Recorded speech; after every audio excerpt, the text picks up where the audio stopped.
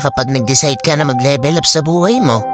Sa ayaw at sa gusto mo, aalis ka talaga sa comfort zone mo. Yung mga bagay na hindi mo ginagawa dati, kailangan mo nang gawin ngayon. When you ask for growth, babatuin ka ng mga challenges sa life na akala mo hindi mo kaya. Dito talaga masusubok ka. Life will stretch everything to you. Your finances, expenses, lifestyle, mindset mo. Especially awareness mo sa mga bagay-bagay na nangyayari sa life mo. Hindi mo ito matatakasan kapag gusto mo ng breakthrough. Because the universe will see kung talaga bang deserving ka sa mga bagay na gusto mo makuha. Lahat ay may kapalit.